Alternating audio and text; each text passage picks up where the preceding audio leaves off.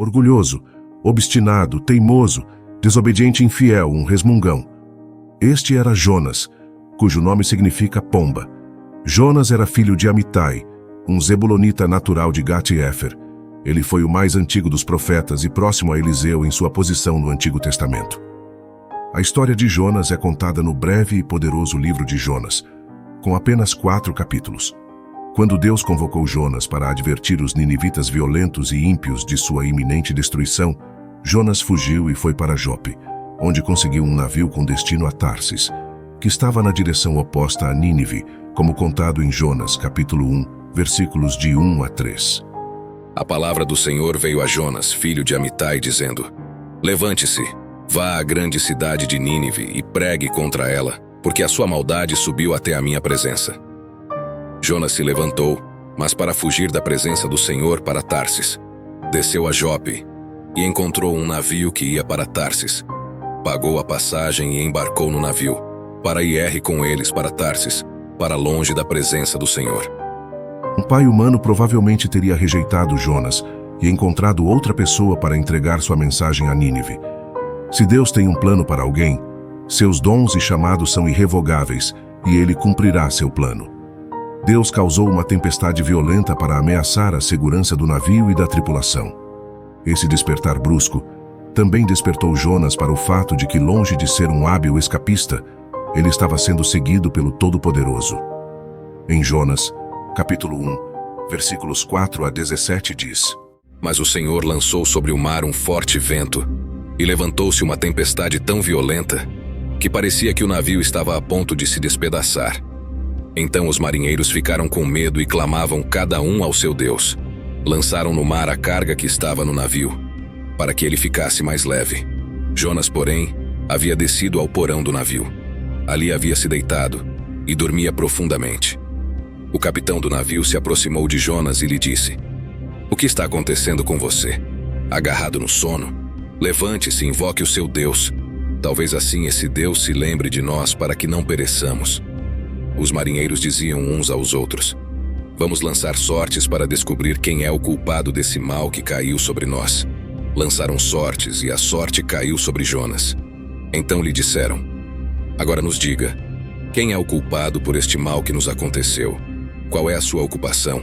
De onde você vem? Qual a sua terra? E de que povo você é?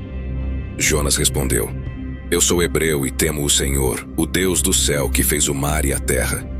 Então os homens ficaram com muito medo e lhe perguntaram: O que é isso que você fez? Pois aqueles homens sabiam que Jonas estava fugindo da presença do Senhor, porque ele lhes havia contado. Então lhe perguntaram: O que devemos fazer com você, para que o mar se acalme? Disseram isto porque o mar ia se tornando cada vez mais tempestuoso. Jonas respondeu: Peguem-me e me lancem no mar. Então o mar ficará calmo, porque eu sei que por minha causa, esta grande tempestade caiu sobre vocês. Em vez disso, os homens remavam, esforçando-se por alcançar a terra, mas não podiam, porque o mar ia se tornando cada vez mais tempestuoso contra eles. Então clamaram ao Senhor e disseram: Ah, Senhor, rogamos-te que não nos deixes perecer por causa da vida deste homem, e não faças cair sobre nós este sangue inocente. Porque tu, Senhor, fizeste o que foi do teu agrado. Em seguida, os marinheiros pegaram Jonas e o lançaram no mar, e a fúria do mar se acalmou. Então esses homens temeram muito o Senhor, ofereceram sacrifícios ao Senhor e fizeram votos. O Senhor ordenou que um grande peixe engolisse Jonas, e Jonas esteve 3 dias e 3 noites no ventre do peixe. Neste ponto, Jonas se encontra em uma situação pior do que poderia ter imaginado. Mas como Jacó, percebeu que Deus está com ele onde quer que vá, seja em obediência ou desobediência. Como resultado, uma bela oração de fé surge do ventre do grande peixe, tingida com orgulho espiritual, como vemos em Jonas capítulo 2, versículos de 1 a 10. Então, no capítulo 3, versículos de 1 a 4, lemos: A palavra do Senhor veio a Jonas pela segunda vez, dizendo: Levante-se, vá à grande cidade de Nínive e pregue contra ela a mensagem que eu lhe darei. Jonas se levantou e foi a Nínive, segundo a palavra do Senhor. Ora, Nínive era uma cidade muito importante diante de Deus. Eram necessários 3 dias para percorrê-la. Jonas começou a percorrer a cidade caminho de um dia e pregava, dizendo: ainda 40 dias, e Nínive será destruída. Quando as advertências de Jonas chegaram ao rei de Nínive, ele se levantou do trono, tirou suas vestes reais, cobriu-se de pano de saco e sentou-se na poeira. Ele emitiu uma proclamação em Nínive. Por decreto do rei e de seus nobres, ninguém, nem homem, nem animal, bois ou ovelhas, prove coisa alguma. Não comam nem bebam água, mas deixem homens e animais cobrirem-se de pano de saco. Que todos clamem urgentemente a Deus. Deixe cada um desviar-se do seu mau caminho e da violência que está em suas mãos. Quem sabe se Deus não se voltará e se arrependerá, e se apartará do ardor de sua ira, de modo que não pereçamos. Quando Deus viu o que eles fizeram e como se afastaram de seus maus caminhos, ele mudou de ideia e não trouxe sobre eles a destruição que havia ameaçado. Chegamos então ao capítulo 4, onde Jonas inicialmente está descontente com o fato de Deus ter poupado Nínive da destruição que ele havia anunciado. Ele vai para fora da cidade e se assenta a leste dela, onde faz para si uma cabana. Deus faz crescer uma planta sobre Jonas para dar sombra à sua cabeça e aliviar seu desconforto, proporcionando-lhe grande alegria. No entanto, na manhã seguinte, Deus envia um verme para atacar a planta, fazendo-a murchar. Isso faz com que Jonas fique irritado e desejoso de morrer devido ao calor e ao desconforto. Deus questiona Jonas sobre seu pesar pela planta que ele não plantou, não cuidou e que cresceu em uma noite, contrastando isso com a falta de compaixão de Jonas em relação a Nínive, uma grande cidade com muitos habitantes e até mesmo animais.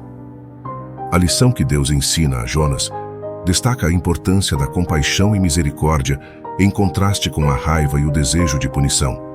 Deus se preocupa não apenas com o povo de Israel, mas também com outras nações, e ele convida Jonas a refletir sobre a importância de se estender a compaixão e a graça aos outros, assim como Deus faz. O livro de Jonas termina com essa lição sobre a natureza amorosa e compassiva de Deus. No entanto, há uma questão principal que ainda não abordamos em profundidade.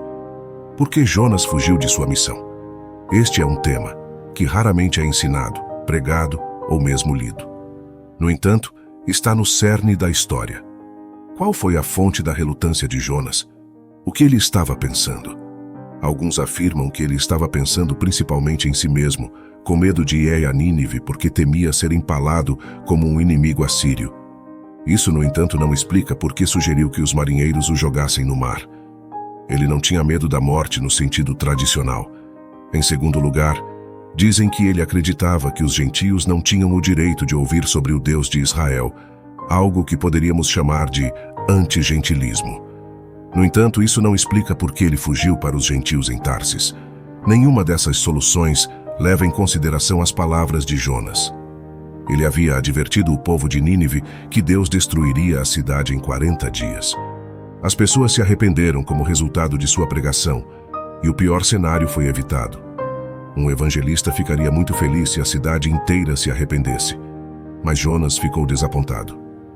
Eu já sabia que isso ia acontecer, disse ele a Deus enquanto estava sentado em uma colina fora da cidade. Eu entendo como você se sente.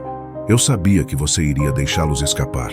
Eu sabia que você os ameaçaria com destruição, mas depois recuaria.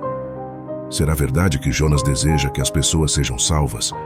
Será que ele é tão fechado e preconceituoso a ponto de se recusar a permitir que as pessoas se arrependam?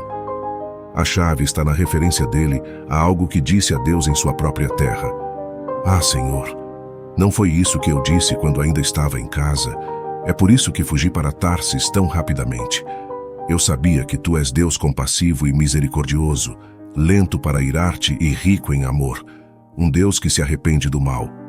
Para descobrir o que aconteceu com Jonas em sua própria terra, precisamos nos voltar para 2 Reis, capítulo 14, versículos 23 a 25. Quando ele foi chamado para ser profeta, foi enviado ao rei Jeroboão II de Israel, um rei conhecido por fazer o mal aos olhos do Senhor. Quando Deus disse a Jonas para ir ao rei, ele inicialmente respondeu positivamente, acreditando que seria capaz de lidar com a maldade do rei. No entanto, a mensagem dada a Jonas não era o que ele esperava. Vai e diga ao rei que eu quero abençoá-lo, que vou ampliar suas fronteiras e torná-lo grandioso, disse o Senhor. Jonas objetou, alegando que o rei era ímpio e que essa era a estratégia errada. Em seu coração, ele dizia ao Senhor: isso nunca vai funcionar, Senhor. Abençoar pessoas más só as torna piores. De fato, o rei deteriorou-se à medida que Deus o abençoava. Quanto mais Deus o abençoava, pior ele se tornava. Como resultado, Jonas concluiu que a misericórdia não muda as pessoas más. Jonas estava dizendo a Deus que entendia melhor os negócios de Deus do que o próprio Deus. A atitude de Jonas em relação a Nínive foi influenciada por este episódio anterior.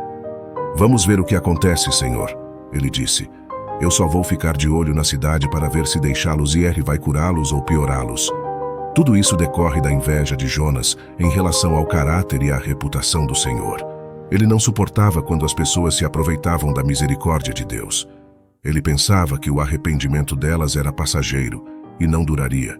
Ele raciocinava que se Deus fosse muito gentil com elas, concluiriam que ele nunca cumpre suas ameaças de julgamento.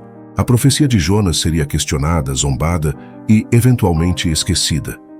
Quando a planta cresceu ao lado dele, ele ficou grato porque proporcionava a sombra do sol. Mas quando o verme comeu as raízes e ela morreu, Jonas ficou enfurecido novamente. Ele perguntou a Deus por que a havia matado. Deus disse a Jonas que ele tinha todo o direito de estar zangado com a planta, mas teria o mesmo direito de ficar zangado com Nínive.